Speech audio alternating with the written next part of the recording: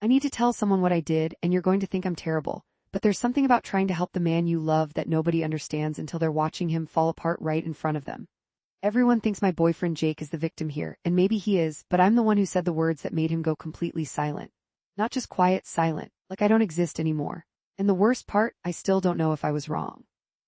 If I don't tell this story, you'll never understand why I'm sitting here 3 weeks later, texting him every day and getting nothing back. But once you know what I know, once you see what I was dealing with, you'll understand why those 5 words came out of my mouth. Or at least I hope you will. I'm going to tell you everything, including the thing I said to him right before he walked away from me in that parking lot. And the part that makes me look worst. I'm saving that for later because you need to understand what our relationship was like first. You need to know what I was trying to save him from. Jake and I had been together for 2 years when this happened. 2 good years mostly. We met at a friend's barbecue where I was immediately drawn to how quiet he was in a group. Not shy exactly, just observant. He'd lean against the fence with a beer, watching everyone else play cornhole and tell loud stories, and he'd smile at the right moments but never jump in. I liked that about him. I dated enough guys who needed to be the center of attention, who made every conversation about them. Jake felt like a relief. Our first few months were easy in that way new relationships are when you're both still showing your best selves.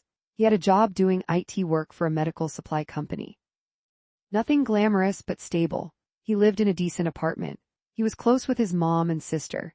He remembered little things I mentioned, like how I preferred text messages in the morning instead of calls because I needed time to wake up.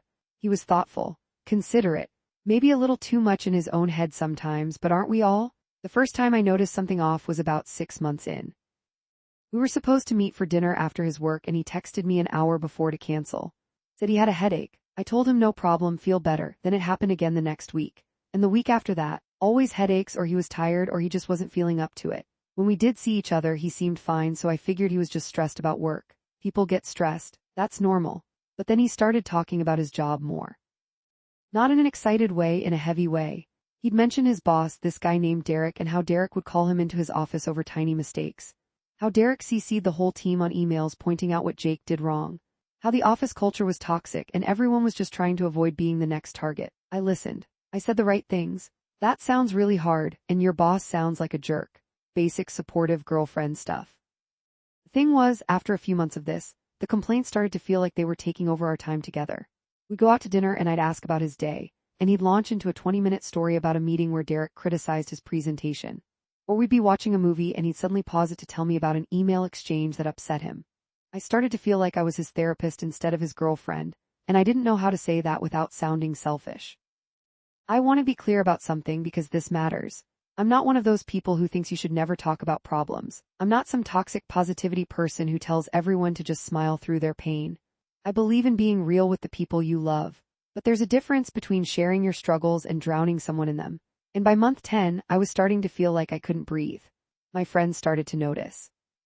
We'd make plans for a double date and Jake would cancel last minute because he wasn't up for it. My best friend Melissa finally asked me if everything was okay with him. I defended him immediately. Said he was just going through a rough patch at work, that he'd be fine once things settled down. But things never settled down. There was always another crisis, another reason why Derek was making his life miserable, another day where he came home too exhausted to do anything but lie on the couch. I suggested therapy around the 1-year mark. I tried to be gentle about it. I told him I'd been thinking about going myself because work had been stressful and maybe we could both find someone to talk to.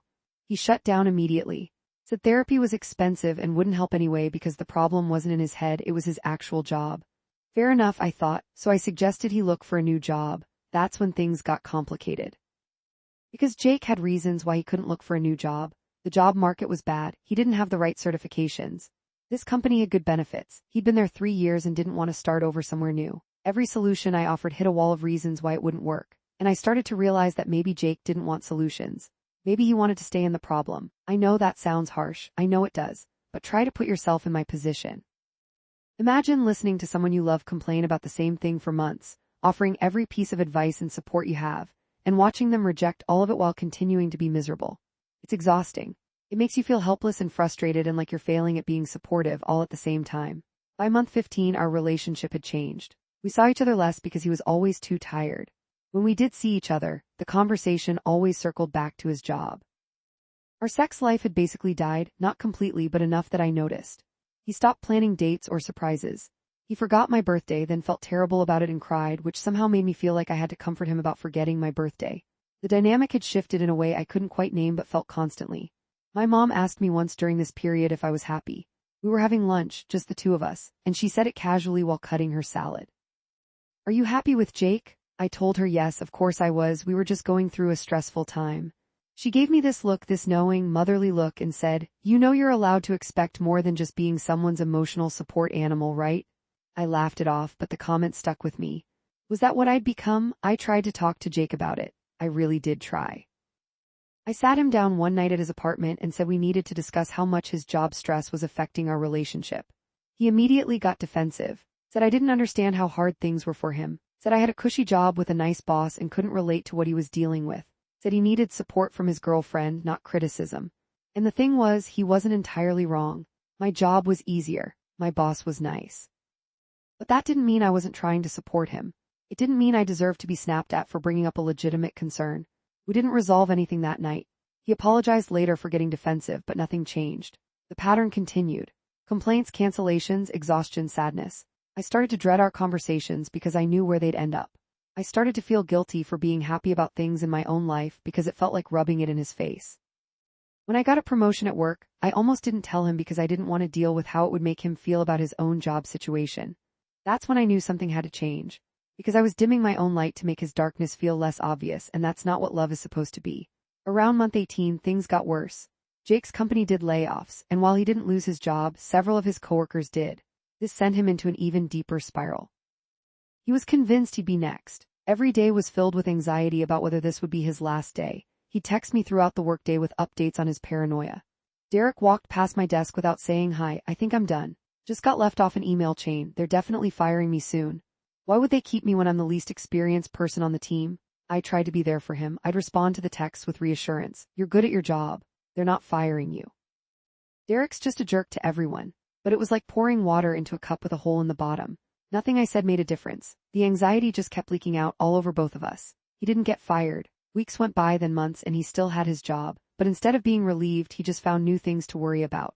New ways Derek was terrible. New reasons the job was unbearable. And I started to feel something I'm ashamed to admit. I started to feel angry. Not at his situation, not at Derek or the company or the stress of modern employment. I was angry at Jake, at his passivity, at his refusal to do anything to change his circumstances, at how he turned our entire relationship into a support group for his misery while doing nothing to address the source of it. And the angrier I got, the more guilty I felt, because what kind of person gets mad at their partner for struggling? Melissa told me I should break up with him. We were having wine at her place and I was venting about another canceled date and she just said it flat out. "Why are you still with him? He sounds depressed and he's dragging you down with him." I got defensive immediately. "He wasn't dragging me down. He was going through a hard time. You don't leave someone just because things get difficult." She backed off, but I could tell she didn't agree. She thought I was wasting my time on someone who didn't want to help himself. Maybe she was right, I don't know. But I loved him, or I loved who he used to be, or I loved who I thought he could be again once he got through this. Love's complicated like that. You can't just turn it off because someone's going through a rough patch, even if the rough patch lasts for over a year. The incident happened on a Saturday. We'd made plans to go hiking, something I'd suggested because I thought getting outside and active might help his mood. He'd agreed, which felt like a small victory. I was actually looking forward to it. A whole day away from screens and work talk and stress, just us in nature and maybe a chance to reconnect. He picked me up late, not super late but 20 minutes late, which meant we'd hit traffic. Already I could feel my frustration building, but I didn't say anything. He seemed tense in the car. I asked what was wrong and he said nothing, but I knew better by then. I let it sit for a few minutes while we drove and then it came out. Derek had emailed him at 9 p.m. the night before about a project that was due Monday. Jake had seen it this morning and now he was stressed about how he was going to get it done. He was talking about maybe skipping the hike to work on it. I felt something snap inside me. "You're going to cancel our plans because of an email," I said, trying to keep my voice level. "It's not just an email, it's a whole project that he's expecting done first thing Monday," Jake said. "And you can't work on it tomorrow, you have to do it today during our plans that we made a week ago." He got quiet. That's what he did when he felt attacked. He'd just go silent and make me feel like the bad guy for being upset. "I'm just stressed about it," he finally said. "I can't enjoy the hike if I'm thinking about work the whole time." "Jake, you're always thinking about work. You're always stressed about something. At what point do you just decide to live your life anyway?" "It's not that simple." "It actually is that simple. You choose to let this job control every aspect of your life. You choose to prioritize Derek's bullshit over our relationship. You choose to be miserable." I could see his jaw tight.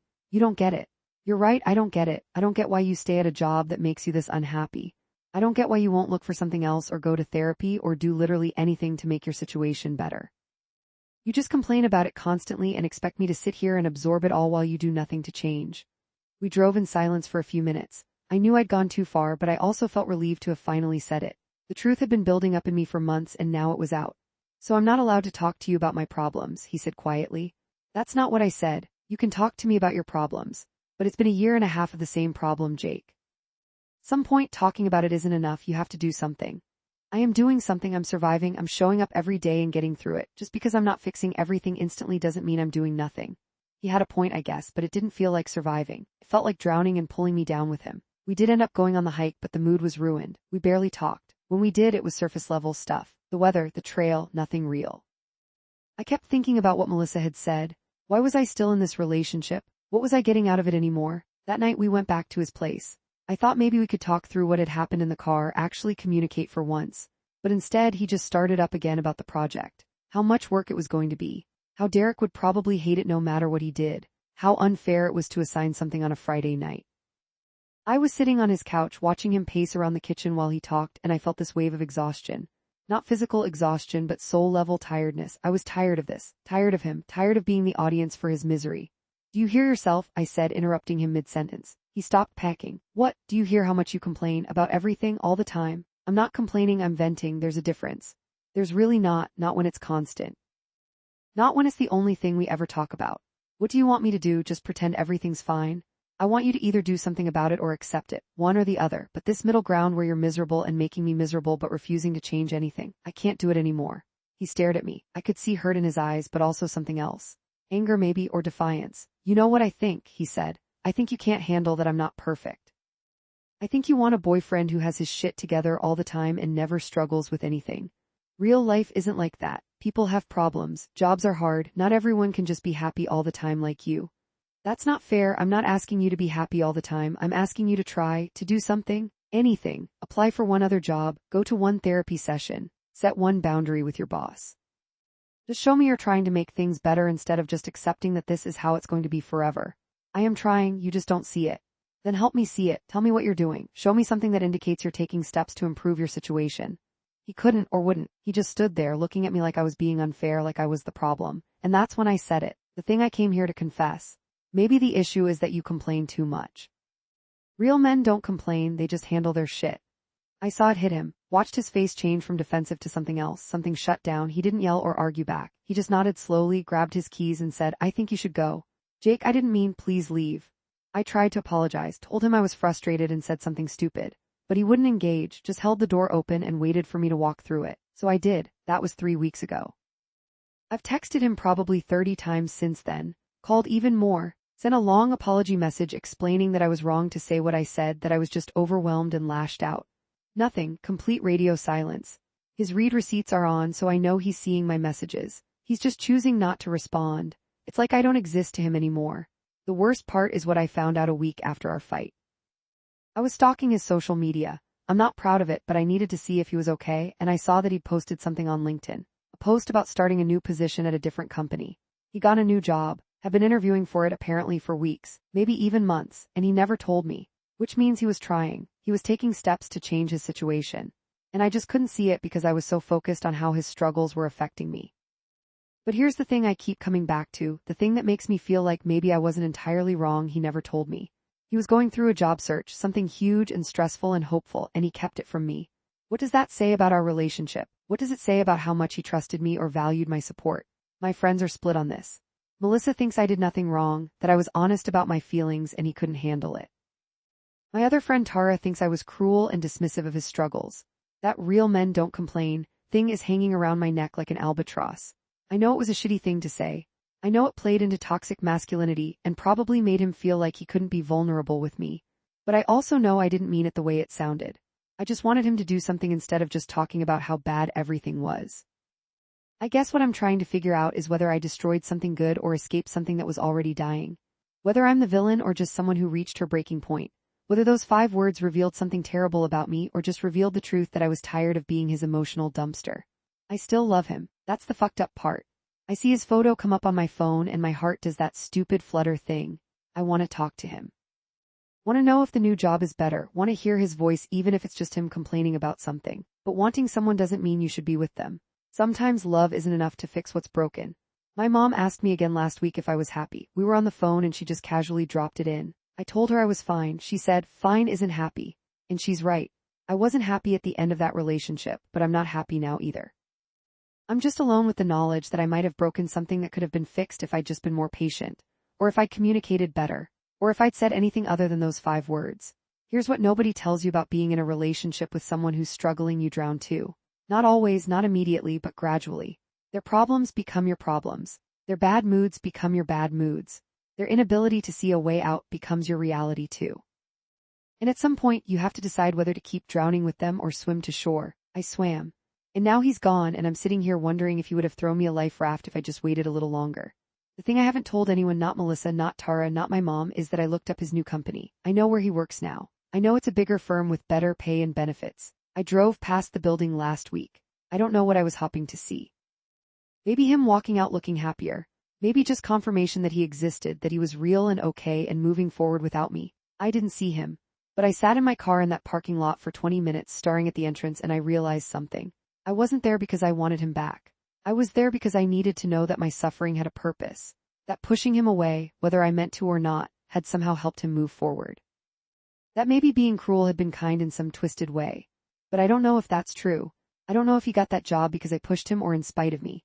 I don't know if my comment was the wake-up call he needed or just the final insult that made him shut me out forever. I don't know if real men don't complain was the worst thing I could have said or just the truth he didn't want to hear.